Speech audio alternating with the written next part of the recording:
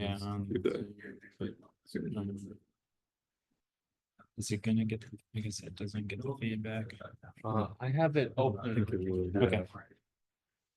So let's set up the screen share. Is there? Yeah, we'll just want to do entire screen. Okay. If you're gonna switch from thing to thing, Yeah. that'll be easiest. Otherwise, it'll make you reshare everything. Okay. So you want to stop sharing. Sorry. What did you say? Okay. You actually want to stop share. And then go to screen share. And then do another screen. I'm sorry, did you do that first? Yeah, that's what I did. Yeah. I thought you had clicked on the. No. Yeah, I did the entire screen. So it should. Okay. Oh, there was a share sound option. Hmm. That was what I wanted to do. Okay. This one. Yep. I think that's what you want. And then,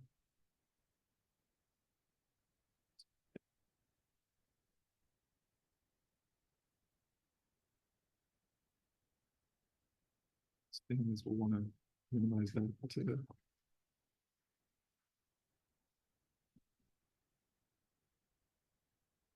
Usually just drag it in the bottom corner.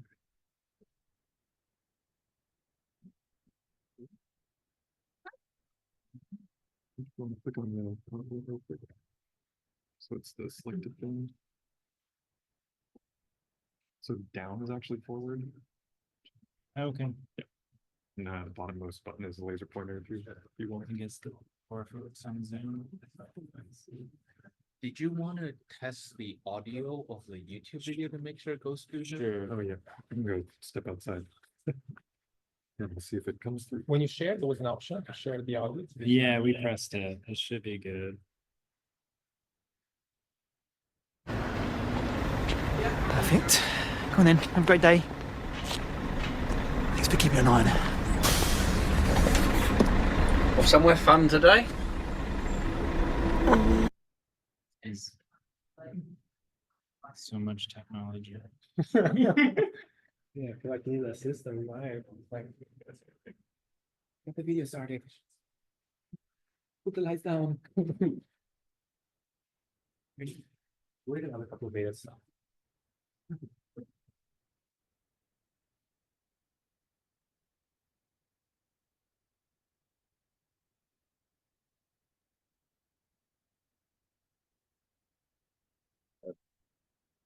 Exactly like about 20 minutes. So are you sure it's going good? You're welcome. I don't really understand this time. I get computers, but One bit at a time, improving. Sure, that's improving. I understand that word. Autism spectrum disorder. That's actually really nice. It's very factor. Oh. Is it? But I'll keep the question for later. Is it cognition-based diagnostic usually, autism? Or- Autism? Yeah. No, it's like an interactive game. Isn't that? It's connected. They have a whole This swatch guy and stuff in. That's connector for the Like that. clicker. And It's the only thing on the back. okay, Do you want to finger out from him? okay, so just this thing and that thing. Yeah. Okay, sounds good. And if I don't see you, I'll just leave it in my office, but.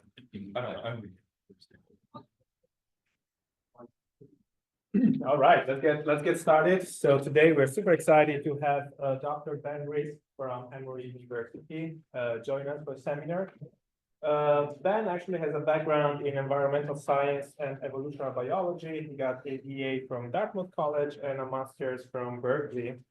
Then he found his way and joined Cornell for his for grad school, where he got a PhD in statistics. After that, he went to USC, where we did his postdoc, and finally joined Emory. So what makes Ben stand out is, I think, his expertise on the entire neuroimaging pipeline. So he has worked on fMRI level acquisition, so very early on, and his protocols, then data collection. In fact, he has an NIH study, I think, as he will tell us today, where he actually collects data of children with autism. And of course, he has to deal in-house with preprocessing when it comes to that, and of course, modeling MRI data, doing some data integration. He's worked also on some genetics modeling, and more recently, some causal inference. So Ben, super excited to have you today. Floor is all yours.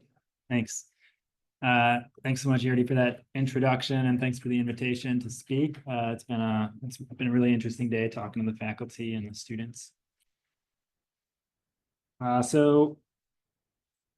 The outline of this talk is I'm going to give a little bit of background on autism.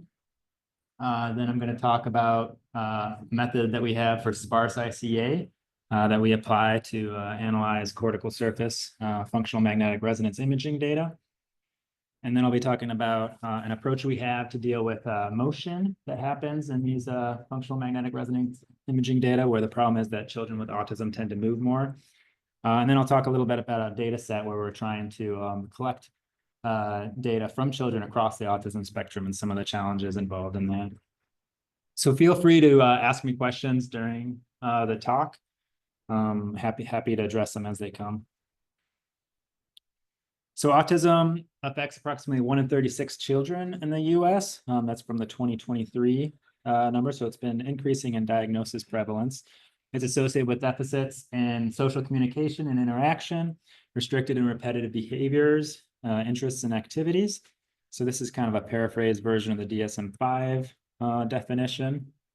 There's this video that I like that I want to share with you.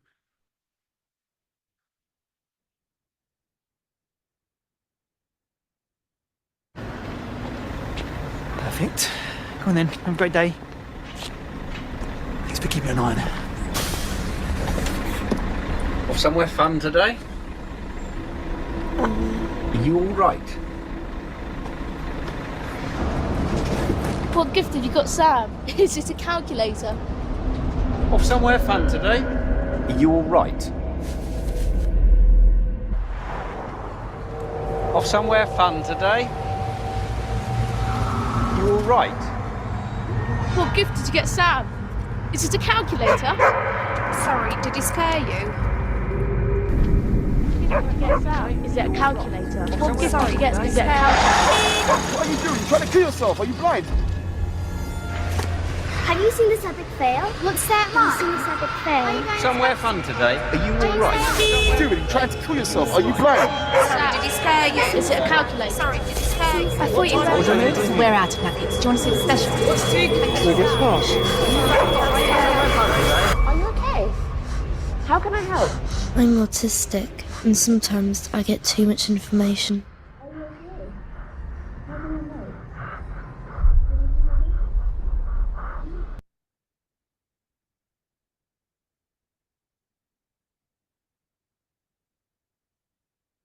So what I find interesting about that video is it's from the perspective of the little girl, whereas this definition here is very much from the perspective of like a psychiatrist kind of looking at a child, looking for these deficits, and highlights this idea that there's these, you see that recurring figure of the bus driver throughout the day, and then characters get added to that. There's the little boy talking about the, let's see what the chat says here. Oh, okay, thanks, Kevin. Let me hide this one again. So you have the little boy that keeps on emerging, and then other scenes like the guy on the motorcycle, and those kind of events that are happening during the day keep on replaying in her mind by the end of the day, and then it becomes this like idea of like a lot of information overload. So this is a Venn diagram I saw actually in a talk from the Center for Faculty Development and Excellence at Emory.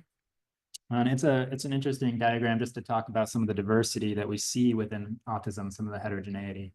So I just show this as like an example of some of the things. So there's this big overlap between ADHD and autism. Actually, some estimates about 60% of the children with autism also have ADHD.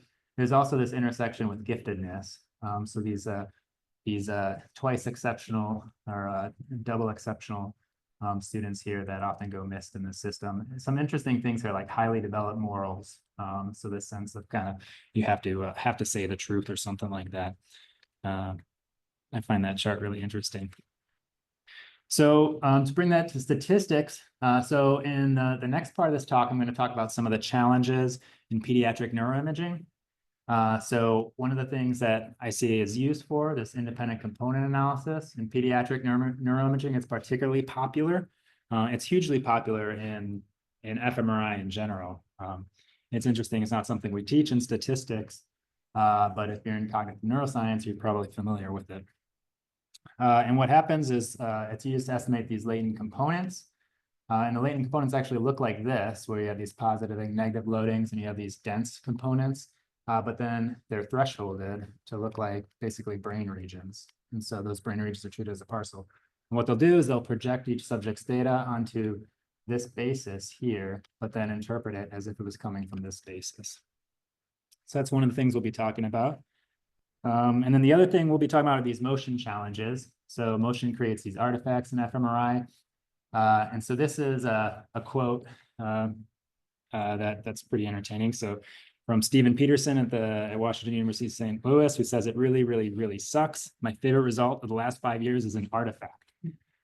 So what he was talking about was that this idea that you have an increase in connectivity. This is looking at the, it's a coefficient with a seed region back here, but just the high level view of it is that this means that there's a greater connection as you get older between a region back here and this region. They didn't highlight the seed region here. We'll talk a bit more about some of the details later, but just the high level view is when you don't account for motion, it looks like you have an increase in anterior to posterior connectivity as you get older. But it turns out that that's mostly due to the fact that little children are more fidgety in the scanner. They have trouble remaining still.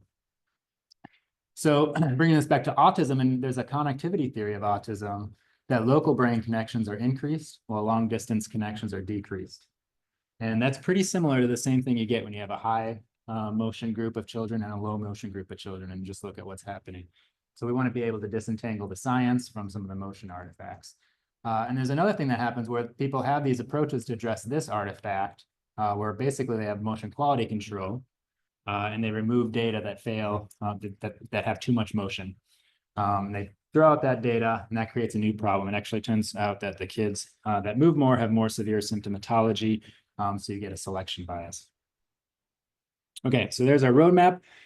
First, this sparse ICA. So this is joint work with Zehong Wang, Irina Gainanova, Sasha Arovkin. So Irina's at University of Michigan, and Sasha is here at University of Washington. We've been collaborating on this via Zoom for a few years, and I just met him for the first time today, so that was pretty cool. Okay.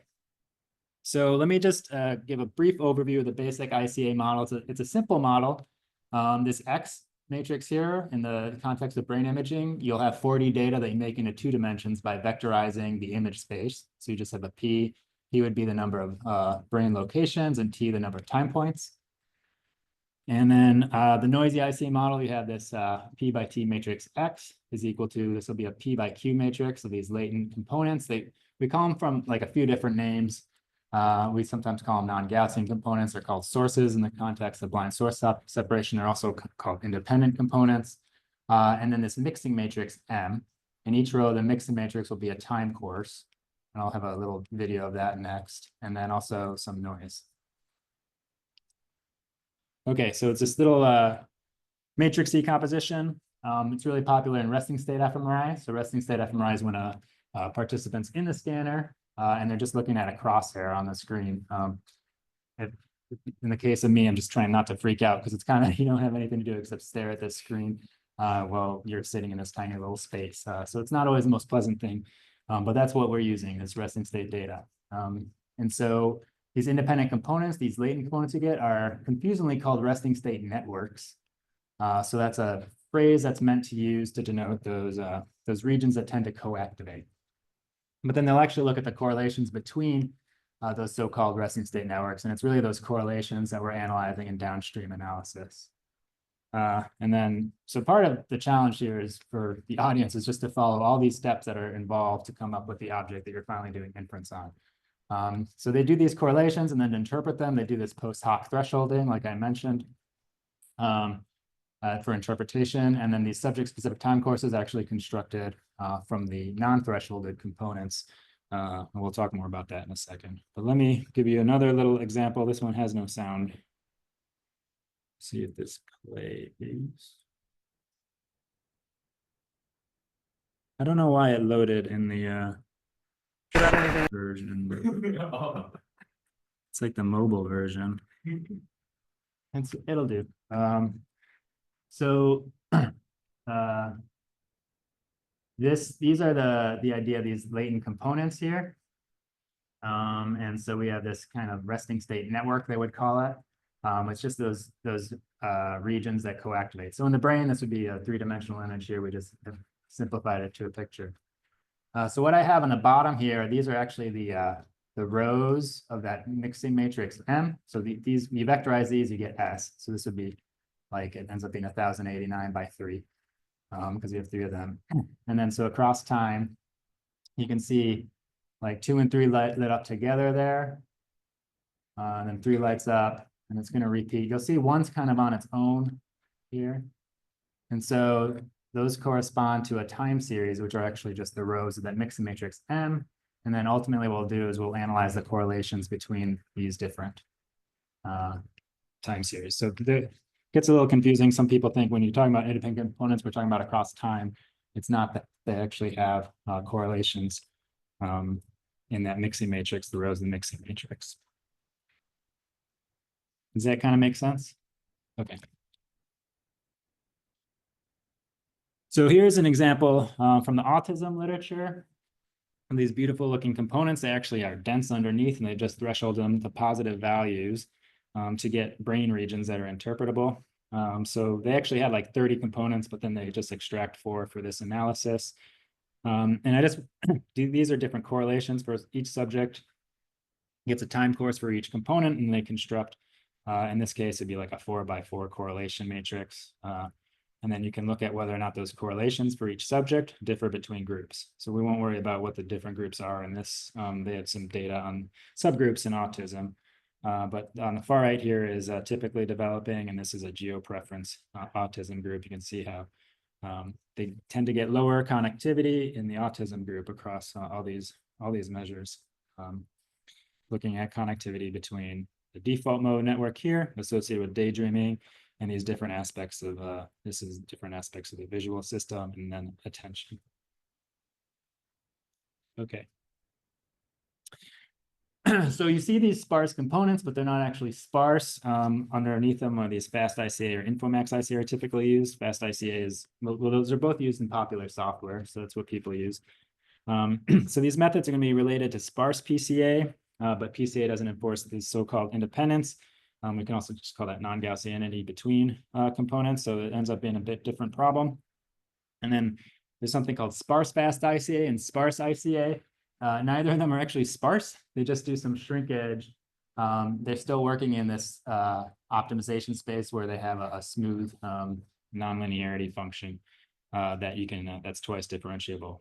So those kind of get part of the way to having more sparse of the components by having some shrinkage, but not all the way.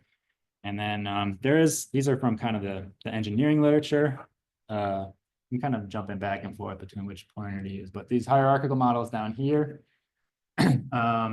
are from the stats literature, but they don't address the sparse components. So those are nice methods, but a different goal. Okay, so the challenges we address are the existing ICA algorithms are only capable of handling smooth objective functions, and solving the ICA problem involves this non-convex optimization that creates some issues with local optima. So we want something really fast. We want to be able to search those the surface of the objective function and find the global optima, and be able to scale it to neuroimaging data. So what we propose is to use the Laplace density underneath all this. For the notation here, we do this centering and whitening. What that means is you actually end up taking the Q left singular vectors from standardized data. So this is actually the principal component space. And so whitening with respect here, this is the Q by Q matrix on that space. And then what that reduces the problem to is finding an orthogonal matrix. Okay, and this is a nice little computational trick. So we're now working on that M matrix, but you can always back solve to get that M matrix. So then the problem becomes minimize over this class of orthogonal matrices, our objective function, which we construct just using a likelihood. It might look a little weird. This is a vectorized image, but it turns out you can use these like densities. So you can, here we're saying we're using a Laplace. The Infomax is actually using the logistic density. That's a continuous density. It's heavier tail than a Gaussian density. So it's actually a measure of non-Gaussianity. So anything that's non-Gaussian, that's super Gaussian, you can use in here to maximize non-Gaussianity. And you'll get an estimate of independent components. It's actually pretty cool. That's why I got excited about this, because it looks so weird. You're like, what does that mean? Okay, so we're going to just plug in initially the Laplace density for that instead of say the logistic or some other kind of density. And then there's a nice algorithm called, there's a fixed point algorithm for fast ICA. Fast ICA has this fast algorithm that uses a Newton approximation, but that can't be used. So we can't use the existing objective, the existing optimization frameworks. There's a orthogonality constraint on U, which puts us into the steeple manifold. So we're in this like non-convex space. So we have issues with the local optima. So we have to be able to do it fast to find the global optima. So these challenges can be solved using this relax and split framework from our optimization framework. So this is Pong. He's also here at University of Washington. And then Sasha, who Sasha's name is Alexander Rovkin, but goes by Sasha. So. Okay, so here's our relaxed problem. Now we're going to introduce a variable v. So this is going to be our auxiliary variable, and then add this this thing that measures the closeness between our auxiliary variable v and then x times u. So this new term here is going to control the level of relaxation. So now our problem, it looks actually like it might be a little harder because now we have both u and v to optimize over. But it's going to turn out to split the problem into two easy subproblems. Okay, so we get the relax and split ICA algorithm. Let me just say that it divides into these two problems. So minimize over v given a fixed u, and then minimize over u given a fixed v. So we need then an algorithm to update v, and it'll turn out we'll be able to use element-wise gradient descent and an algorithm for u. This ends up just being the Procrustes problem. So that's a well-known solution. That v is super easy. It's orthogonal. It's just you take the elements in here. You can do it element-wise. You subtract. We have a square root of 2 here times nu. If it's negative, you make it 0. And then you multiply it by the sign of that term. So you can see how simple that ends up being. Yeah, that makes it sparse. Yeah, so now we're getting, these are going to be sparse latent components. And then on the SVD side, excuse me, on the estimating U side, we do an SVD of this object here, and you just then take the product of the U and V, and that gives you that Procrustes solution. So that's the orthogonal matrix that's closest to that, that results in V minus X times U being closest to smallest in the Frobenius norm. Okay, and we can do that over a grid of nu. We can also use warm starts and then select the nu using a BIC-like criterion.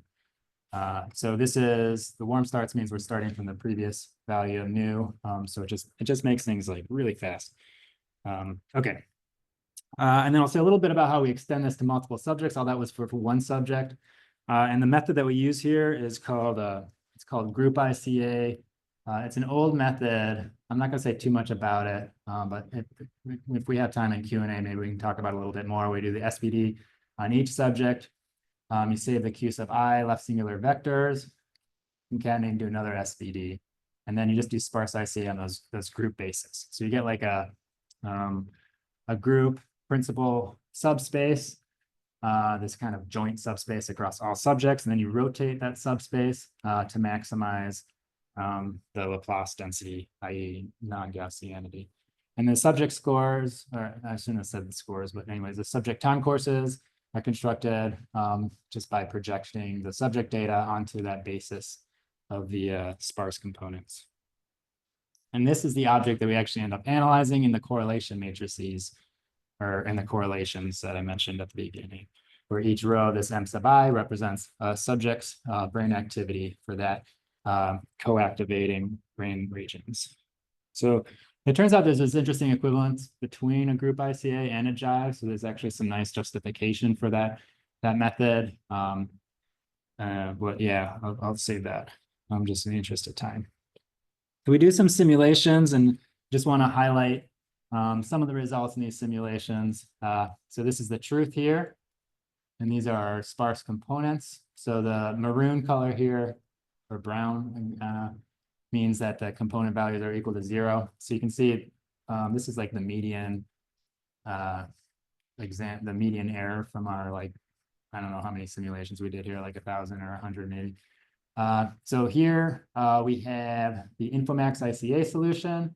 Here we have the fast ICA solution, and then these are the so-called sparse versions. What you'll notice here, if you can see it in the back, can you see that like 2 there bleeding through? So they're actually getting contamination of this second component into the third component. So it's interesting that happened. And there's a little bit in that 3 too, and you can see it in here. This one kind of cleans it up in that component, but we're going to see that also happens in the real data, or we think that's what also happens. Okay, and then this background here, you see it's all kind of like this wavy color. In our simulations, we use a Gaussian random field for our noise. So that's in the component, whereas we denoise that using the sparse approach. So we're able to get that cleaning noise removal. So on the mixing matrix side, just pay attention to this side. We're also doing better on those subject time courses. Okay, so the mixing matrix M corresponds to the time courses of those components, and those are more accurate too. The computation time. So here, let's focus on this. We have another setting that's high dimensional. Takes us about 2 seconds. The fast ICA. This algorithm's been around for a while, and it is quite fast. It's called fast ICA. You think, anyways, we don't beat fast ICA, but we do beat the Infomax ICA, and then this is one of the other sparse methods, which took 2,000 seconds versus our 2 seconds. And this sparse fast ICA, this is super fast because it's in MATLAB, so it wasn't really a fair comparison. But we put it out of there just to, so anyways, what we say, collaborators can still use R for this. We do it in RCPP and stuff, so.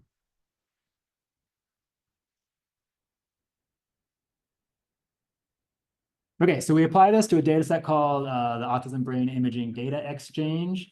We subsetted to school-age children in this data set. That's the age where we want to better understand brain activity for, like, say, individualized education plans, that kind of thing.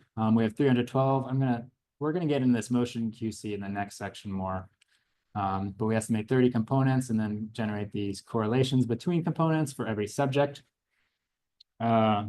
And this is a Gen 1. Well, anyways, I'm going to say that for the second talk. Okay, so the results, so you can see this is actually, we get 30 of these, but I'm just going to highlight a couple of them. So this is part of the default mode network. This is something that comes up in these resting state data a lot. There's thousands, tens of thousands, maybe, papers on the default mode network in fMRI. So this is some of the posterior part of the default mode network, and this is the anterior part of the default mode network. And we're looking at the correlations between those regions. So each subject gets a time course. We calculate the correlation between them. Each subject is now a dot here. And you can see this is in the autism group, and this is in the non-ASD group. And on average, the autistic group is lower, and that survives the correction for 30 choose 2 comparisons that we end up doing. This is the fast ICA component, and you can see they have these super negative loadings, and they just threshold these out. And then here, similar. These are actually, I think this is actually part of the task positive network. So it's kind of the opposite of the default mode network. The default mode network is associated with daydreaming, what they think you're doing when you're inside that scanner. The ICA is kind of weird. When you're in that scanner, just spacing out, doing nothing, these different networks that are often involved, these ones are not involved in the task, but some that are involved in the task are kind of floating around, lighting up, kind of like that video. But anyhow, so those get thresholded out in our approach, and then also our approach has the time series that correspond to those. And then here's just another example. I'll skip that in the interest of time. Okay. So that's the first part of the talk. Any questions about that?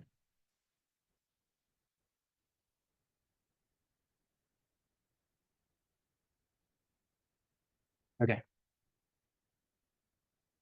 So we have the papers and JASA ACS, and we have an R package, and that's a QR code for the paper and a cool logo.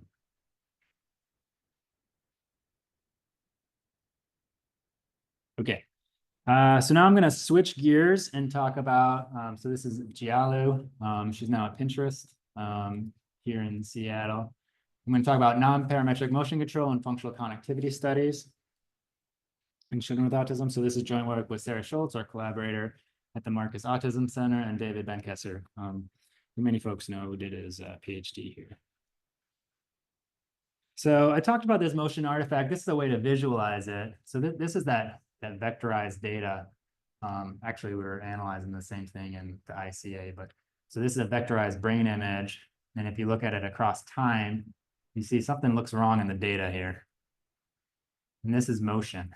And so you can see it has these massive effects in fMRI. So they do this cleaning, they do this nuisance regression of motion alignment parameters. They're able to align the actual brains when a subject moves, but that there's still artifacts left in there from what they call spin history effects, and it's rather complicated. But the point is the signal still changed even after that alignment, but they get measures of the amount of motion from the alignment parameters. And from those, they regress out. There's actually a lot of variables they create from that, and they do something called a 36. There's 36 variables they get from it that they regress out. And then even after that, there's still artifacts. So they remove points with greater than 0.2 millimeters of something called mean framewise, or something called framewise displacement. It's an aggregate measure across all the alignment parameters. And then they remove the participants if less than 5 minutes of data remain after scrubbing. So that's a lot of work, but this is the step that we're concerned about. This motion control step, even after all that regression, they're still removing like 60% of the data. That's a lot of the data. So we're like, there must be something going on here. They must be throwing out some information. So this is in the adolescent brain and cognitive development. It's a pediatric cohort. This one was in 9 to 10-year-olds, where they're removing the majority of data. And it turns out this creates selection bias. So this is a paper came out in 2022. They disproportionately select for higher socioeconomic status, white participants, older females, higher neurocognitive skills, and fewer neurodevelopmental problems. And also it's arguably unethical. You have these families that are they're spending their time, spending hours at the scanner in addition to the travel time, and then you don't even use their data. So that's what we want to address. This is a paper we have in autism, where showing that same selection bias that they showed in the ABCD data set also occurs in this data set from Johns Hopkins. So here, this is the Autism Diagnostic Observation Score. It's a measure of autism severity. This is also a measure of autism severity. These are measures from ADHD. I'll skip the other ones, but what this is the probability of exclusion, and it increases as autism severity increases and as social responsiveness score increases and inattention to hyperactivity increases. Okay, so we're getting a shift in the distribution of these measures that I loosely label as measures of autism severity, shifting towards less severe symptomatology because of this motion quality control. Okay, so let's review the standard approach to addressing this. So this citation I have here is a paper with thousands of sites about the differences between the autistic brain and the non-autistic brain. So they do all those pre-processing steps, but that Y sub I, this is the correlation between two brain regions, is actually, it's still imperfectly clean, like I was saying. So in addition to all those at this level where they get a single outcome for each subject of that correlation between two brain regions, they then do this regression that has an aggregate measure of motion called mean framewise displacement. So this is an aggregate measure of motion that is still strongly related to that signal even after all the cleaning. Then they have their diagnosis in here, and then like covariates like age, sex, and handedness. So demographic variables here. In addition to that, they have this indicator. They're restricting. They're only doing this on children that pass emotion quality control. Okay, so this linear model, it turns out, isn't sufficient. They've tried to do some linear modeling, and it's not working very well. So that's part of the reason why they then remove the data that they deem as basically data that you can't use at all because it has too much motion. Okay, so our first thought on this is to consider this non-parametric model. So this is going to be, this mu notation is going to, we're going to use this throughout. It's going to be the conditional expectation of our functional connectivity, i.e. our brain activity, given diagnosis, motion, and the demographic variables. Okay, so we have some additive error. We want to be flexible about modeling motion and its possible interactions. And we can do that. There's a lot of different non-parametric regression techniques, but then the effect of A sub I is no longer straightforward. So this is hopefully clear. This is one of the reasons linear models are nice, right? Because you just get, if I subtract the prediction in the autism group from a prediction in the non-autism group, I'm just left with beta 1. If I do that here, I now have a function of motion and the demographic variables. Okay, so non-parametric inference here is challenging. It's also slow. We can't just set m is equal to 0. We actually never observe that. And so, yeah, so we have to do something, propose some kind of estimate. So this motivates us to consider marginal effects. So this is borrowing tools from causal inference. And here, what I'm doing now is I'm integrating out the pooled distribution of motion and demographic variables. So that's going to achieve a balance of motion and age, sex, and handedness between the two groups. So that's good. So we could have stopped there, and maybe we should have, you can tell me. But the problem is that still includes motion artifacts. So when I just estimate this quantity, that first part of the integral, I'm going to get a picture of the brain that has motion in it. And so we don't like that. And basically we're worried about the neuronal signal being washed out by these motion artifacts. I won't be able to give you a map of what the autistic brain looks like if I did that. Okay, so that motivates us to use a stochastic intervention. So this other tool, and we're going to actually do a stochastic intervention on, in the causal world, this would be treating motion as a mediator. So the idea is we replace that motion distribution with some kind of tolerable motion. And so we can choose we have some assumptions, but we could, there's a few options here, but we chose to define as a tolerable motion distribution is non-ASD kiddos that pass motion quality control. And it turns out what we'll need is to condition then on the demographic variables. So this is just the marginal version of that to simplify it. But this is just to show you how this is the original distribution of the ASD, and ASD is in green and TDs you can see shifted towards lower motion. And this is the distribution in children that pass motion quality control criteria. And you'll notice that they're different distributions. So we have to be careful about how we do this. We want to make sure we have the same distribution. And the one that we choose as a tolerable level motion is the TD kiddos, or the non-ASD. Okay, but that brings up a new problem. It turns out that if you recall those exclusion probability maps, those GAMs I was looking at that showed that autism severity was related to probability of exclusion. It's also related to motion. So it turns out we want to incorporate this heterogeneity we have in autism. And let me try to explain that. Here's our new non-parametric model introducing these measures of autism severity. Okay, so this is diagnosis, motion, demographic variables, and then measures of severity. And then the estimate that we actually propose here decouples the severity from the motion. And what that, if you can kind of see, if you just did all the conditional, you would have Z given MAX, because this should look a little bit wrong to you. But we're very intentional to not have it depend on motion, because then we'd be shifting the Z towards less severity and back to the part of the original problem we had. Okay, that's our marginal estimate. That's the thing we're trying to estimate. This conditional distribution of Y given autism, motion, demographic variables, severity. And then this is severity given diagnosis and the demographic variables. And then this is that stochastic intervention, tolerable motion distribution. And then this is the pool of demographic variables.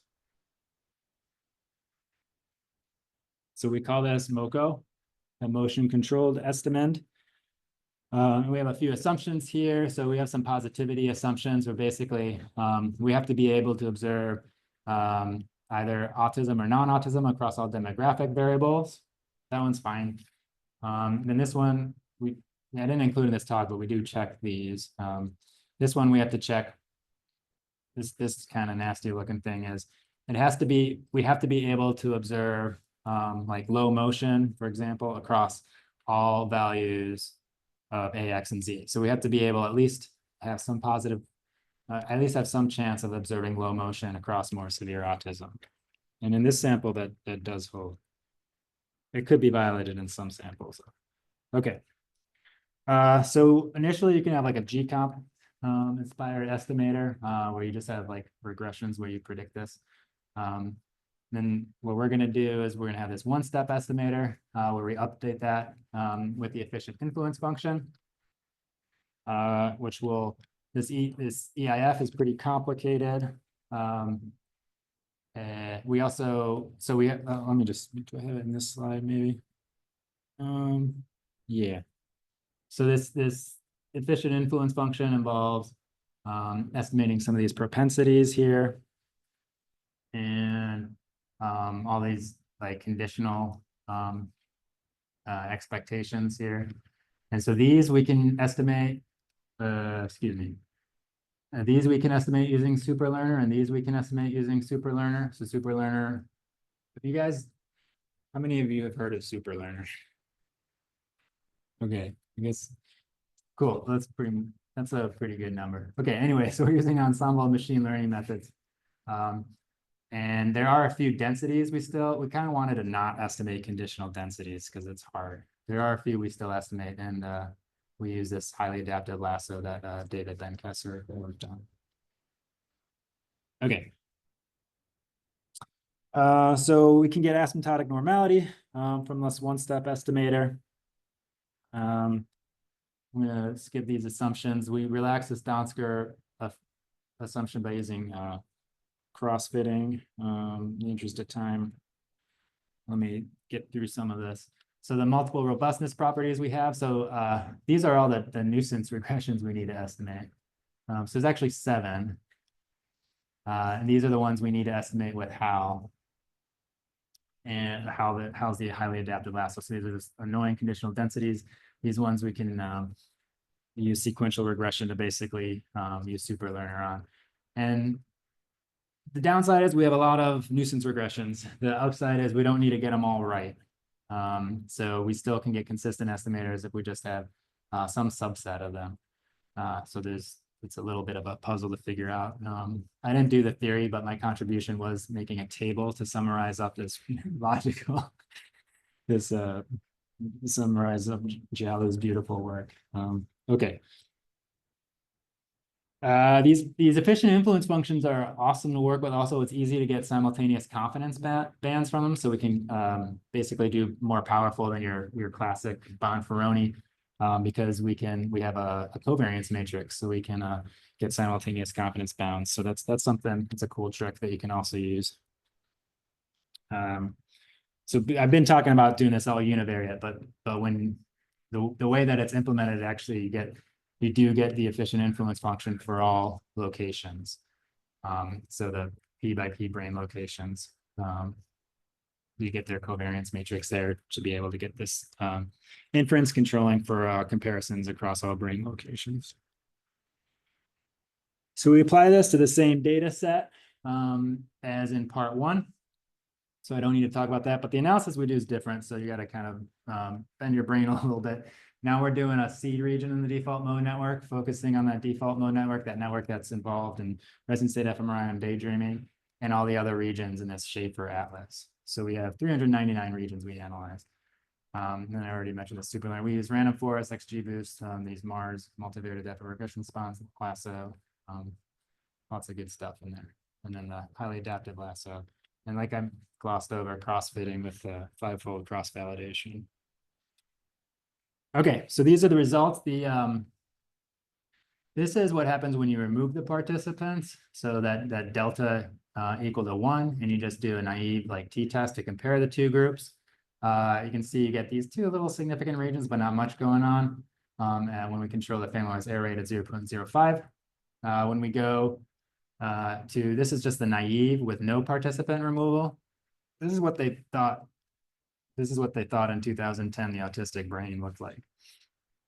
And you can see this big decrease in connectivity between our seed region. This is our seed region. So we're looking at the correlation between this region and all the other regions. Is that clear what that means, the seed region? Okay. And so, yeah, it looks like we have this big decrease in connectivity. So we don't know yet if, before we did our analysis, if this was the true picture or if this was the true picture, because this has less selection bias. This is a lot of selection bias. And so going to our picture, it's closer to this naive with participant removal, but we do get a couple more regions. And it's important to note, like, so it's not this hypoconnectivity. We don't have this long distance hypoconnectivity that's been emphasized in the functional connectivity literature. This is actually hyperconnectivity, so increased brain connections. So we found that pretty interesting. In particular, so that refutes that connectivity theory that was proposed back in 2010. Okay, this is just a summary that we can work with these imperfectly clean correlations, use more of the data, perform this additional motion correction, use these flexible machine learning methods to model that leftover motion artifact on the correlations. And we did a lot of simulations too. I skipped them for this section because they were great, as simulations tend to. Okay, so now I'm going to switch gears a third gear. Okay, so this is work with the Marcus Autism Center in the Department of Pediatrics at the Emory University School of Medicine. So Sarah Schultz is a co-I on this grant. And our aim here is to characterize functional connectivity across the autism spectrum. So we're going 8 to 13 years old, and we're going to use some like good old, like some data collection strategies combined with these fancy statistical methods. So what this is the kids actually complete these mock scans. I'll show you that in a second to get them better at remaining motionless. Okay. So the previous studies, the BI data we've been working with, have these exclusion criteria. They exclude a lot of children. A lot of that's driven by site-specific limitations and feasibility, the kind of training their staff have, for example. The BI data is like, so we were working mostly with 2 sites, and they had at least 1 mock training session, but up to 2, I think. So they had very limited training, and they generally exclude nonverbal children. So that's a whole dimension of autism that they're not capturing, and often have IQ exclusions. So if their IQ is less than 80, this is a KCAT, this is the Johns Hopkins criteria. And then, yeah, that kind of stuff gets left out of the studies, which then, claim these kind of more general conclusions about autism when it's really on a different version of it. Okay, so this is an example from our mock scanner here. They wear this little like sensor here that senses their motion. And then there's this little diagram here when they get set outside of there. They're actually watching a video. We can have them see this too, and they can just look at that and try to remain motionless. But we can also play movies for them. So they play movies, and when they move, the movie pauses. So it has this feedback to train them to remain motionless. In addition to that, we have this thing called a firm software where we get real-time motion feedback. This is important to have in pediatric studies in general, because you can tell when a kid is freaking out, and sometimes you stop it because they're not doing well, and it's hard to tell. Anyhow, so these are good for monitoring how the participants doing, giving you real-time feedback of how much they're moving. This was from our 100th scan kiddo that did awesome, 92% usable data. And then Marcus has been great to work with they have a registered behavior technician. We have 2 folks with masters in social work. And everyone receives applied behavior analysis training. And what I want to say is, so all this, one of the most, I didn't expect this, one of the most rewarding parts of doing all this is the families that send notes, thanking us, not me, but the study team, Aja, and I'll show you a picture of them next. There is one family where their child was able to go to the dentist and not need sedation after completing our training. So they wrote us a nice note about that. Okay. This is just to show you where this is the ABIDE data. This is our study so far, looking at this autism severity. So you can see the shift up in the data we're able to collect. And this is looking at full scale IQ, where you see we're getting a broader range than the publicly available data sets. This is publicly available too, by the way. Whoops. Okay, I also wanted to quickly show this cool survey that Jamie designed. So they are on our team. And there's this person first versus identity first debate. So they designed the survey that asks the kiddos, so I don't know if you can read it, but it's the autistic children are drawing, the children on the autism spectrum are drawing, the children with autism are drawing, etc. And they get to choose which they prefer. They can write in their own. There's a little bit preference for the identity first language, the autistic children. And some kiddos prefer neurodivergent. There's a family that calls their kid neurospicy or spicy brain. Okay, so this is our team from the other night where we had a little celebration for the 100th scan that we've completed. And these are some of the stats collaborators. Zehong Wang, that's sparse ICA, Irina Gainanova, Sasha Rabkin. So these are sparse ICA folks. These are MoCo folks, Jia Luran, Sarah Schultz, David Benkesser, and these are additional team members working on eye tracking and data processing and stuff like that I didn't get to talk to, but Xian Tan, Fred Wong, and then this is Haley, Ashante, and Jamie. There's a couple other folks I don't have here, but I also want to thank Peng Zhang, who's here, who helped on that sparse ICA algorithm, and some other folks here at the University of Washington. Okay, with that, take questions.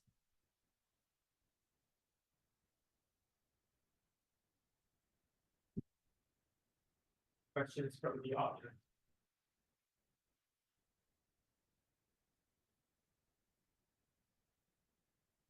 Started then. Okay. First part, you in the ICA you had an orthogonality condition there. I thought people were sort of imposing higher order orthogonality sometimes. Is that true, or is that... Yeah, so some of them do it explicitly, like the Jade algorithm.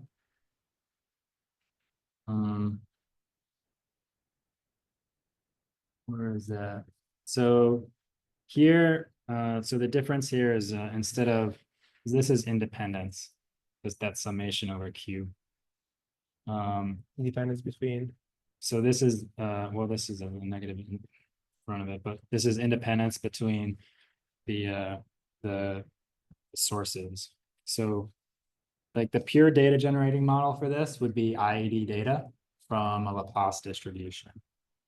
And then this would recover it. In practice, we apply it to these vectorized images. And so this is basically using a measure of non-Gaussianity. But the fact that we're doing that summation with that density on the log likelihood is due to some extent the orthogonality at higher order moments. Yeah, because it's got high order moments, the Laplace distribution. Got it. And in the second part of the talk, you use the region-based seed as opposed to using the ICA. How do you choose between the two usually? Connectivity? Yeah, I think we'll do the ICA too. We just haven't done it yet. The idea here was I wanted to be able to evaluate this hypothesis that the local and long range brain connections. So that's the which you can easily visualize by having that seed in the default mode network. Otherwise, you kind of have to get lucky that the ICA decomposition will let you evaluate that. There. Cool. Any other questions? All right, yeah. I have a more sciencey question. So for like results like this, should I think of someone's brain cognitively changing as they age, or like if I'm autistic and let's say this is a young child, I don't know, like 8 to 10, would I expect this brain cognitivity to like change or remain static as I age into my teens, my 20s? Or like, is this a permanent thing, or is this just like a? Yeah, a lot of times it's a developmental delay. So autism's a neurodevelopmental delay. So yeah, some folks will be integrated. I mean, there's like integrating back into the classroom. So we're that's not, yeah. So some of the children with autism, they would predict their brains start to look like a non-autistic person as they age.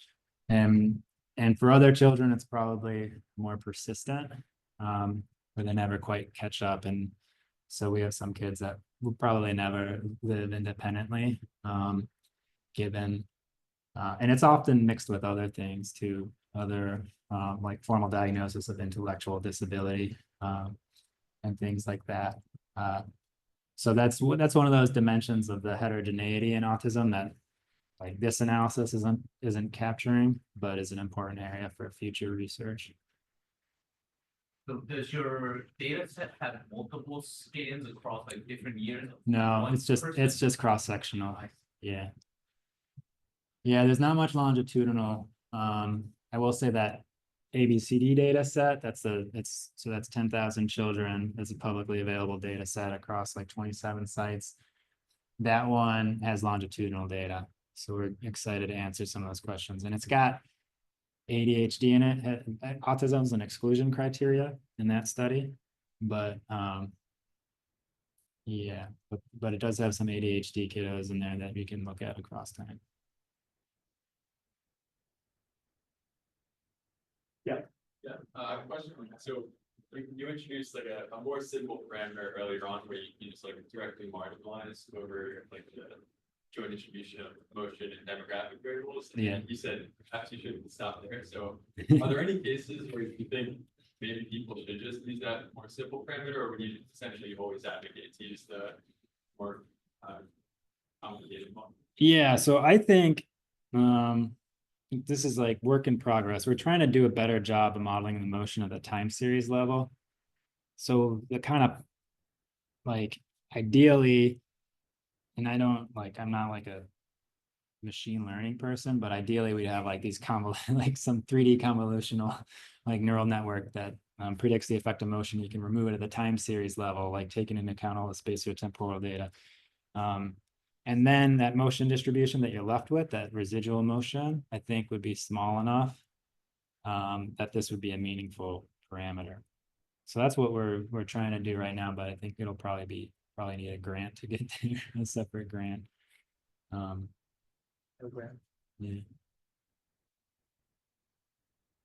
Any other questions? All right, let's thank Ben again.